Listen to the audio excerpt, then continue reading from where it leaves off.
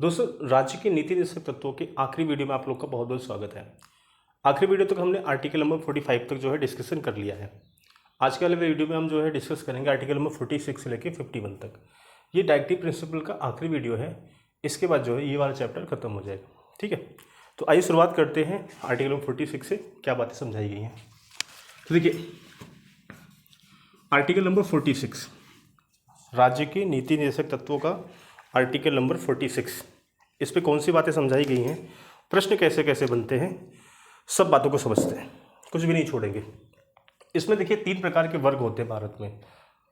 एक तो होता है भैया एससी वाला, जनजातीय समूह। एक होता है एसटी वाला, अनुसूचित जाति वाला। और तीसरा होता है कमजोर वर्ग, वीकर सेक्शन, मतलब समाज का जो कमजोर तबका है, इनके संरक्षण की बात की गई है। ठीक है, इनके संरक्षण की बात की। संरक्षण मतलब इनके कुछ ऐसे मतलब पैरामीटर्स है, उनको बढ़ावा देना है। पैरामीटर क्या क्या है? पहला है कि इन्हें जो है शैक्षणिक रूप से प्रोत्साहित करना है। ठीक है, शैक्षणिक मतलब इनके एजुकेशन पे काम करना है। जो एससी एसटी या फिर कह लीजिए जो वीकर सेक्शन है सोसाइटी का, इनके जो है शैक्षणिक स्तर पे काम करना होगा सरकार को, यानी राज्य को। ठीक है, मतलब जो पढ़ लिख नहीं पा रहे हैं उनको मोटिवेट करो, राज्य से कुछ सहायता दिला दो। ठीक है, कि थोड़ा सा ये पढ़ लिख ले। दूसरा इनका आर्थिक रूप से अगर कमज़ोर हैं तो इनको जो है थोड़ा सा मोटिवेट करिए, प्रोत्साहन दीजिए। प्रोत्साहन देने का मतलब इनके जो हित हैं, वेलफेयर की स्कीम चलाइए। इस प्रकार के काम करके जो है इनके शैक्षणिक और आर्थिक हितों को जो है हमें बढ़ावा देना होता है।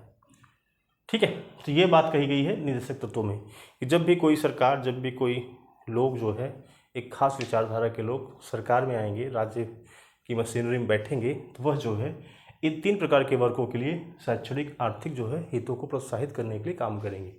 ऐसा जो है निर्देशक तत्व कहता है, आर्टिकल नंबर 46 के तहत करता है। अब आपसे क्वेश्चन यहीं से पूछा जाए कि समाज के कमज़ोर वर्गों के शैक्षणिक हितों को प्रोत्साहित करने के लिए किस आर्टिकल में जो है बात कही गई है।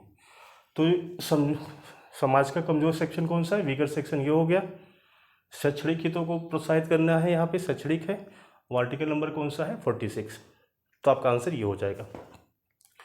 इसी प्रकार घुमा फिरा के क्वेश्चन फिर पूछाएगा कि हमारे समाज के अनुसूचित जाति, अनुसूचित जनजाति के जो लोग हैं उनके शैक्षणिक आर्थिक हितों को प्रोत्साहित करने की बात किस आर्टिकल में कही गई है?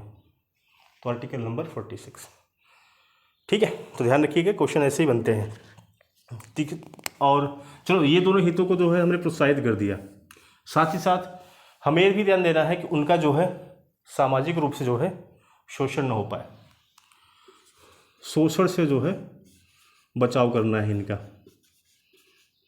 शोषण से बचाव करना है। मतलब भाई देखो, सिंपल सी बात है, जो बड़ा आदमी होता है गरीब का शोषण करता है। अब चूंकि ये सब सोसाइटी वीकर सेक्शन में आते हैं, दलित, ठीक है, जनजाति के लोग जो वनवासी होते हैं, जंगलों में रहते हैं, भोले भाले सीधे साधे लोग, तीर धनुष चलाते हैं, अपना भोजन करते हैं 2 रुपये कमा के।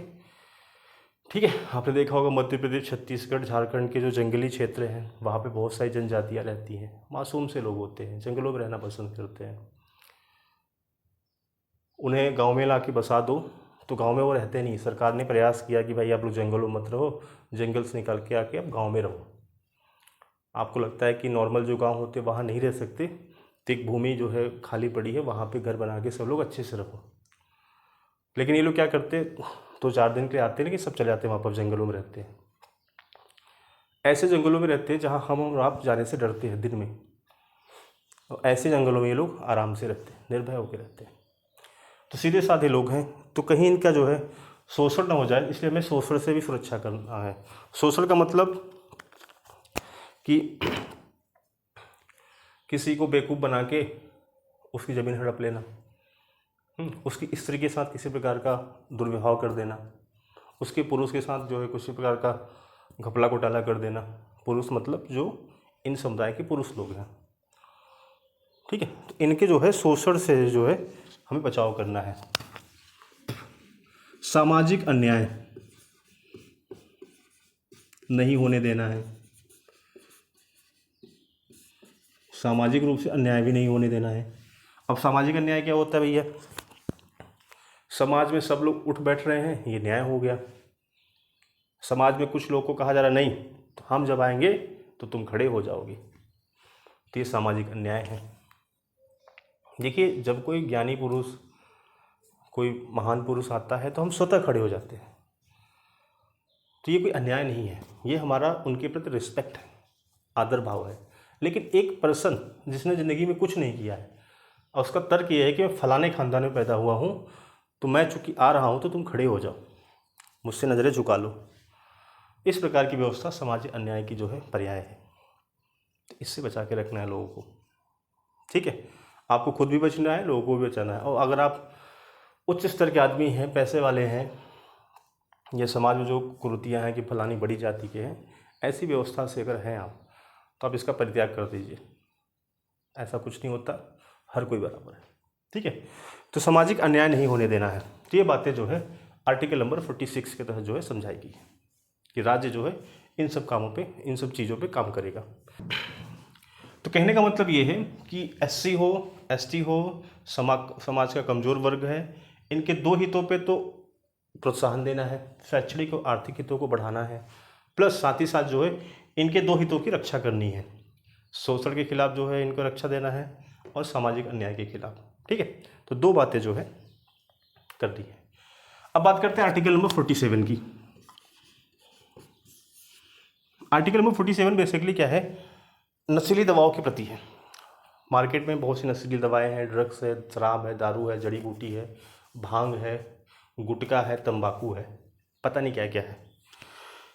वैसे देखा है तो बिकता सब कुछ है, बस सिर्फ रिमार्क लिख दिया जाता है, नोट लिख दिया जाता है कि स्वास्थ्य के लिए हानिकारक है, मृत्यु हो सकती है, कैंसर हो सकता है, बिकता सब है, ठीक है। तो इसमें निदेशक तो ये कह रहे हैं कि जितने भी स्वास्थ्य के लिए हानिकारक एलिमेंट हैं, स्वास्थ्य के लिए हानिकारक पदार्थ हैं, उनको रोक लगा दी जाए, उनको रोक लगा दी जाए। अब हानिकारक पदार्थ कौन कौन से हैं? हानिकारक पदार्थ है भैया, देखो, नशीली दवाएं, नशीली दवाएं, ठीक है, ड्रग्स हो गया, मदिरा हो गया, शराब कह लीजिए या दारू कह लीजिए, ठीक है। ये अन्य जो भी है XYZ, इन पे जो है पूर्णतः रोक होनी चाहिए। आज के टाइम में देखा है तो भारत के कुछ राज्यों में शराब इत्यादि बंद है, लेकिन वो नाम मात्र का बंद है। दिख जाएगा तो पुलिस पकड़ के पिटाई लगा देगी, और नहीं दिख रहा है तो चल रहा है। अब जैसे मान लीजिए बिहार है, बिहार का क्या है कि भाई बिहार में शराबबंदी है, शराब आप वहाँ न पी सकते हैं न बेच सकते, दोनों अपराध है। 2015 में जब नीतीश कुमार सरकार में आए तो उन्होंने जो है यही एक उपलब्धि हासिल कर ली। लेकिन इसका मतलब ये थोड़ी ना कि वहाँ पर दारू नहीं मिल रही है, क्योंकि भारत एक है। अब चूँकि भारत एक है तो ऐसा नहीं उत्तर प्रदेश और बिहार की सीमाओं में ऐसा डिवाइडर लगा रखा है, सीमाएं खुली पड़ी है। यूपी के बॉर्डर तक तो दारू फ्री है। तो ऐसा तो मैं नहीं कह रहा हूँ कि लोग ले ही जाते होंगे, ले तो जाते ही होंगे। हाँ, ऐसा हो सकता है कि भाई पुलिस फ्री हो है, कोई दारू लेके नहीं जाएगा, कोई डिटेक्टर मशीन लगा रखी हो कि हमारे बिहार बॉर्डर में घुसते ही पता चल जाए कि भाई दारू की बोतलें जा रही हैं। ऐसी कोई मशीन तो है नहीं। तो कहने के मतलब सैद्धांतिक रूप से बिहार में दारू बंद है, कई राज्यों में और भी बंद है, लेकिन पूर्णतः नहीं बंदी है। तो ऐसी जो है चीज़ों पे बंद करने की मांग कर रहा है कौन? निदेशक तत्व सरकार से अपेक्षा कर रहा है कि भैया इनको बंद कर दो। इनका प्रयोग सिर्फ एक ही कारण में हो सकता है, अगर इनका कहीं औषधि प्रयोग हो रहा है। औषधि प्रयोग मतलब दवाई इत्यादि बनाने में, तो वहाँ पे अलाउ है, ठीक है। फार्मा इंडस्ट्री है जो दवाइयाँ बनाती हैं, वहाँ पे अगर ज़रूरत है तो ठीक है। डायरेक्टली जो है ह्यूमन बींग्स के लिए अलाउड नहीं है कि भैया आप मत पियो, दवाई दारू बनानी है तो वहाँ ले जाओ, ठीक है। तो ये आर्टिकल नंबर 46, 47 दो बात इसमें अच्छे समझाई गई है। आई होप आप समझ गए होंगे। क्वेश्चन आपसे आर्टिकल नंबर 47 से यही पूछा जाएगा कि नशीले पदार्थों के बंद होने की मांग किस अनुच्छेद में की गई है, या रोग के लिए किस अनुच्छेद में बात की गई है? तो आर्टिकल नंबर 47 आपके सामने है, आप देख लीजिए। ठीक है, क्वेश्चन फिर से घुमा देगा कि नशीली दवाइयों कि बंद होने की मांग किस आर्टिकल में की गई है, किस आर्टिकल में रखी गई है? तो आर्टिकल नंबर 47। ठीक है, तो इस प्रकार जो है 2 आर्टिकल यहाँ पे आपका समाप्त हुआ।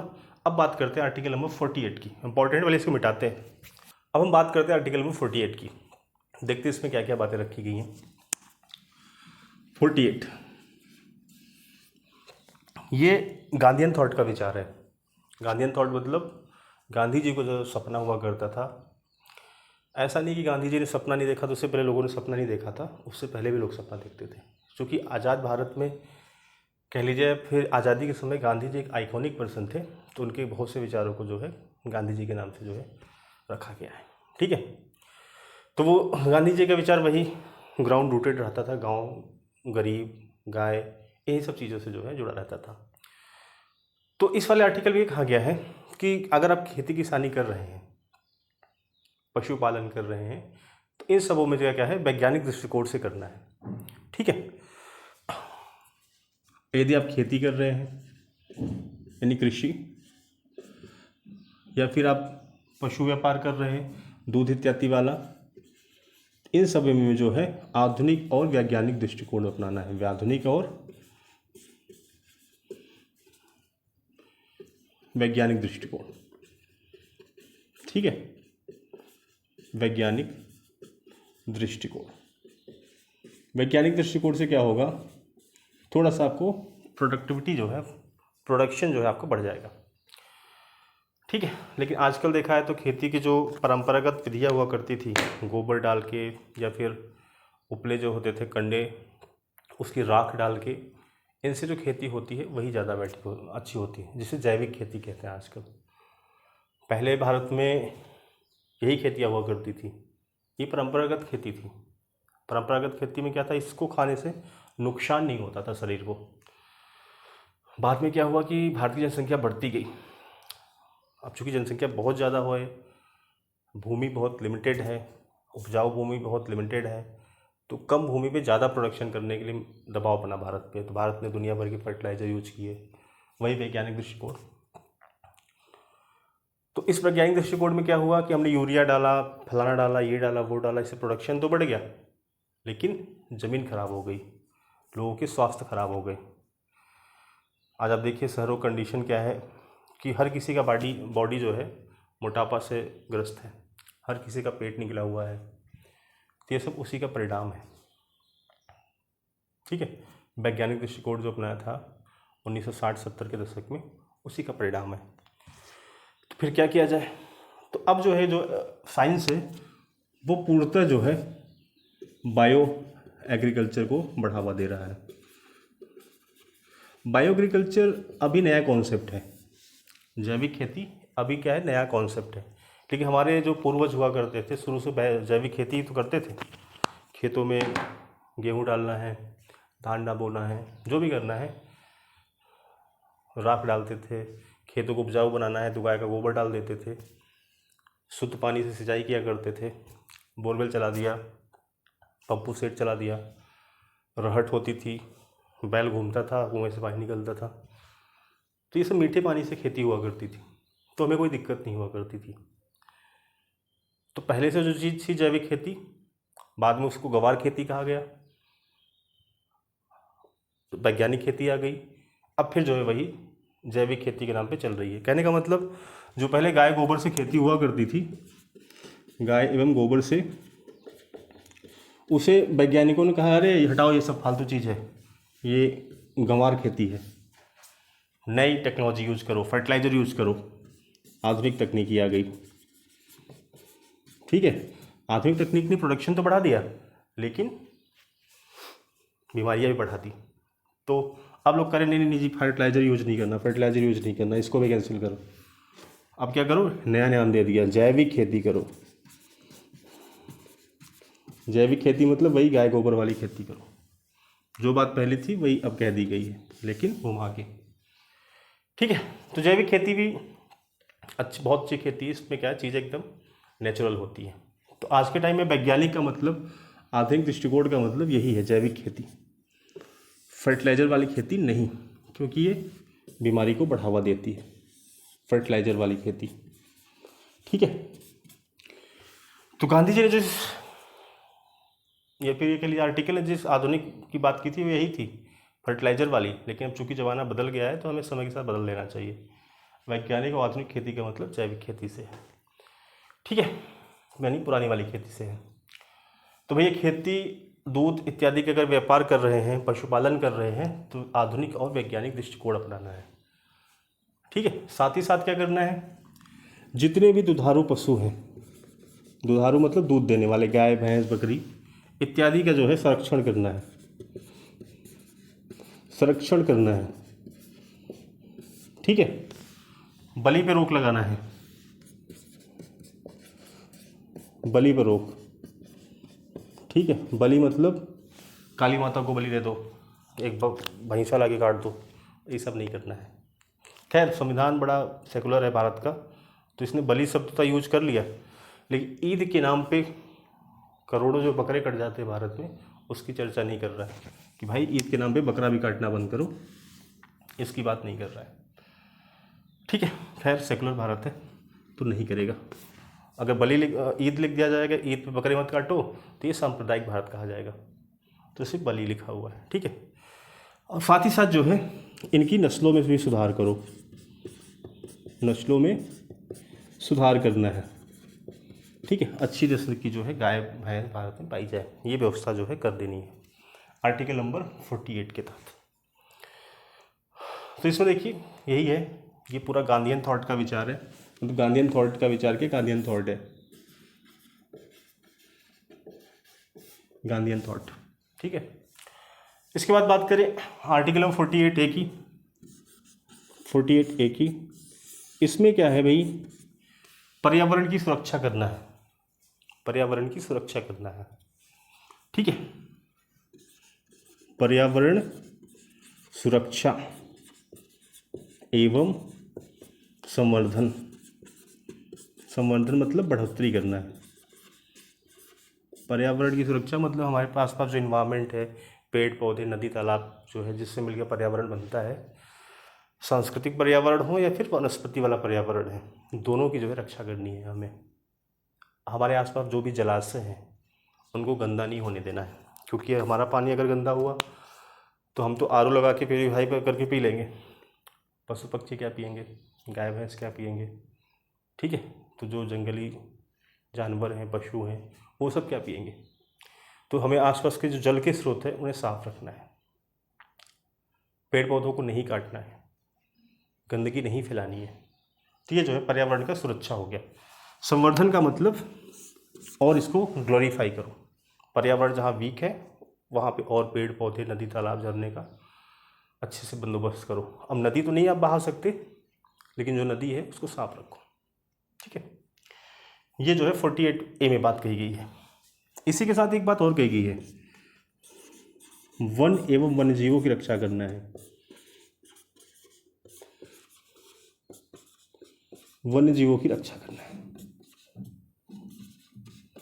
वन और वन्यजीवों की रक्षा करना है। ठीक है, तो वन का मतलब जो फॉरेस्ट है, जो नेचुरली जो है ग्रो कर जाते हैं, वो घने हो जाते हैं, उन्हें वन कहते हैं, और जो उसमें जीव पाए जाते हैं उसे वन्यजीव कहते हैं, उनकी हमें रक्षा करनी है।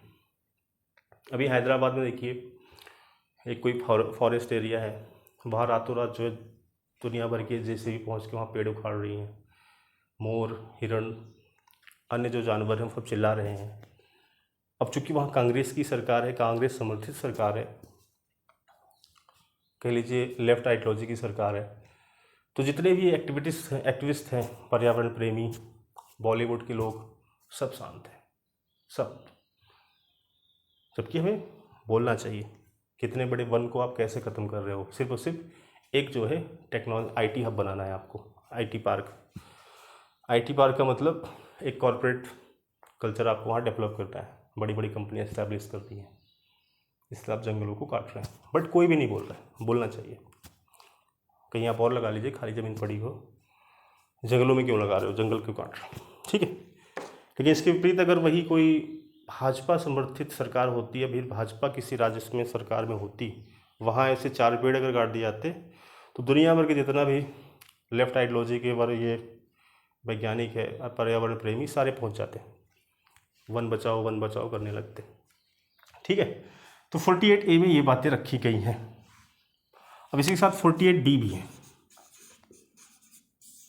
48B ये कह रहा है कि भाई जो हमारे ऐतिहासिक जो है क्या कहते हैं, कह लीजिए राष्ट्रीय महत्व के जितने भी स्मारक हैं, जितने भी भवन हैं, किला है, स्टैचू है, म्यूजियम है, उनकी जो है हमें रक्षा करनी है।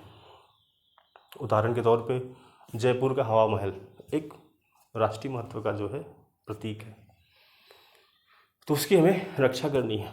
या फिर कह लीजिए उत्तर प्रदेश में स्थित आगरे का क्या कहते हैं किला कह लीजिए, फिर ताजमहल कह लीजिए, ये राष्ट्रीय महत्व की चीज़ें, हमें इसकी रक्षा करनी चाहिए।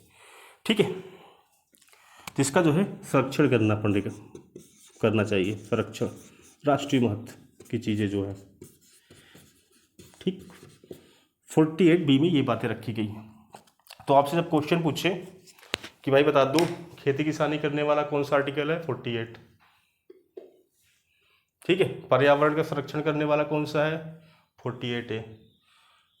48B में क्या रखा है, जो राष्ट्रीय महत्व के स्मारक हैं, स्टैचू है, मंदिर है, भवन है, उसका संरक्षण और रक्षा करना किस में है, 48B में है।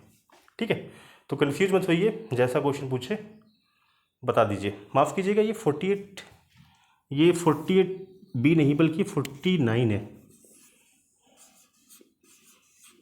49 राष्ट्रीय महत्व की जितनी भी चीज़ें हैं उनका संरक्षण करना, चाहे वो स्मारक हो, महल हो, स्टैचू हो। ठीक है, इनकी जो है हमें रक्षा करनी, संरक्षण करना है, सम्मान करना है 49 के तहत। करेक्ट कर लीजिएगा आप लोग। ठीक है, तो इसको मिटाते हैं, समझते हैं आर्टिकल नंबर 50 और 51, आखिरी 2 आर्टिकल। तो अब बात करते हैं दोस्तों आर्टिकल नंबर 50 की। 50 में क्या रखा गया है इसको समझते हैं। आखिरी के 2 आर्टिकल हैं 50 और 51, इसको समझ लेते हैं, फिर ये वाला चैप्टर जो है ख़त्म हो जाता है। आर्टिकल 50 में क्या रखा गया है कि भाई जो राज्य की लोक सेवाएँ हैं, राज्य की लोक सेवा, पब्लिक सर्विसेज, ठीक है, राज्य की जो लोक सेवाएं हैं उसमें जो है करना क्या है कि जो हमारी न्यायपालिका है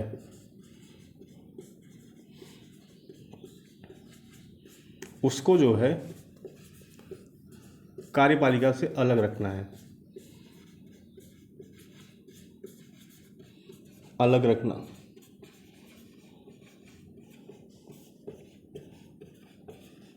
ये जो है टारगेट है। ठीक है, राज्य की लोक सेवाओं में न्यायपालिका को कार्यपालिका से अलग रखना, ये जो है सिर्फ आर्टिकल नंबर 50 इतना ही बात कहता है। अब बात करते हैं 51 की। 51 जो है इंटरनेशनल जो है पीस की बात करता है, अंतर्राष्ट्रीय शांति और सुरक्षा की बात करता है। ठीक है, वो कहता है कि भाई अंतर्राष्ट्रीय शांति है, सौहार्द है, ठीक है, सुरक्षा है, उसमें अभिवृद्धि करना, मतलब उसको बढ़ाना। अभिवृद्धि मतलब पॉजिटिव वृद्धि, अभिवृद्धि मतलब उसको और बढ़ाना।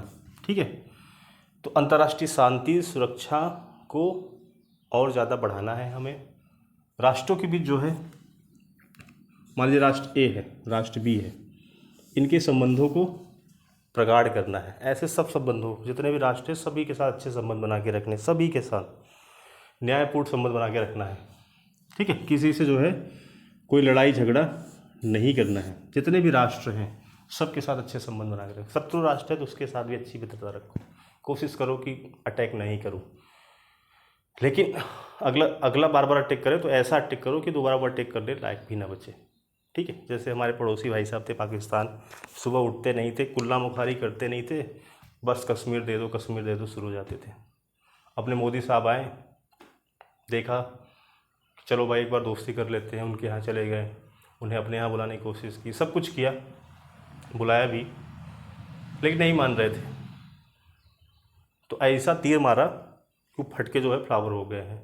अब ना वो अटैक करने के लिए तरस रहे हैं। अब उनको ये लगता है सुबह शाम खाना खा ले यही बहुत है। ठीक है, तो कहने का मतलब सबके साथ अच्छे संबंध बनाओ।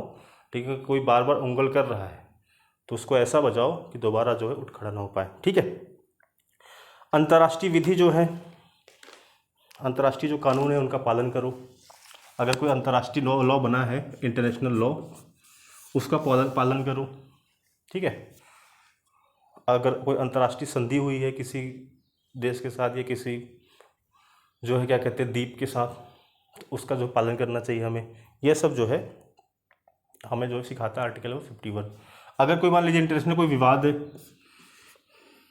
इंटरनेशनल अगर क्लेश है कोई, उसको जो है मध्यस्थ के द्वारा सुलझाए जाने की जो है संभावना हमेशा बनाए रखना चाहिए। ये जो है आर्टिकल नंबर 51 में यही सब बातें कही गई कि एकदम साधु पुरुष बन के रहना है हर किसी के साथ। लेकिन साथ ही साथ हमें ये भी देखना है कि अगर हमें हमारी कोई सदुवई का जो ज़्यादा नाजायज़ फ़ायदा उठाएगा तो हम उसकी पिलाई भी करेंगे। सीधी सी बात है। आज के टाइम में इसमें एक बात और कही गई है कि अंतर्राष्ट्रीय विवादों को जो है मध्यस्थ के द्वारा निपटाने का प्रयास किया जाएगा, प्रोत्साहन दिया जाएगा। भारत आज ऐसी स्थिति में खड़ा है कि किसी के कोई मध्यस्थ की ज़रूरत नहीं है। हमें 370 हटाना था, हमने हटा दिया। दुनिया जो बोलेगी पिटाई खाएगी। वैसे किसी ने कुछ कहा नहीं है, लेकिन कोई कुछ कहता तो मुँह की खाता। हमें लगता था राम मंदिर बनना चाहिए, बना दिया, भव्यता के साथ खड़ा है। जिसको करना है वक्त चोरी करो। हमें लगता था वक्फ प्रॉपर्टी एक्ट में संशोधन होना चाहिए, तो हो गया। ठीक है, वक्फ प्रॉपर्टी एक्ट में संशोधन क्या, ये बिल ही खत्म हो जाना चाहिए था। चूँकि अब संशोधन हुआ है, ठीक ठाक है, लेकिन हमारी मांग तो ये है बिल ही खत्म हो जाए। ठीक है, प्लेसेस ऑफ वर्शिप एक्ट है 91 का, ये भी एक नासूर है। हमें लगता है ये रिप्लेस होना चाहिए, तो कल को ये भी रिप्लेस हो जाए, क्योंकि ये सारे जो अधिनियम हैं ये सिर्फ और सिर्फ तुष्टीकरण की राजनीति के लिए बनाए गए हैं। और मुसलमानों को यह कह दिया गया है कि ये बिल तुम्हारे लिए बहुत इंपॉर्टेंट है, इसमें अगर रत्ती भर अगर चेंजेज हुआ तो तुम्हारा सब कुछ लुट जाएगा। ऐसा जो है नैरेटिव फैला के रखा गया है विपक्ष पार्टियों द्वारा। तो खैर वो सब अलग बातें राजनीति की हैं, लेकिन हमें ये सब बातें भी डिस्कस करनी चाहिए। ठीक है, क्योंकि कल को हम IAS PCS बनेंगे, यही सब तो फेस करना है। तो हम तटस्थ नहीं रह सकते ना कि नहीं साहब हम तो IAS हम तो समाज का कल्याण करने के लिए आए हैं, तो आप ऐसे थोड़ी ना कल्याण करेंगे। खैर ये सब बातें अलग चीज़ें हैं। इसी के साथ जो है राज्य के नीति सेक्टर तो ख़त्म हुए। अगले वाले वीडियो में हम शुरू करेंगे फंडामेंटल ड्यूटीज़, इम्पॉर्टेंट है। तो मिलते हैं अगला वीडियो में, तब तक के लिए आप सभी को बहुत बहुत नमस्कार।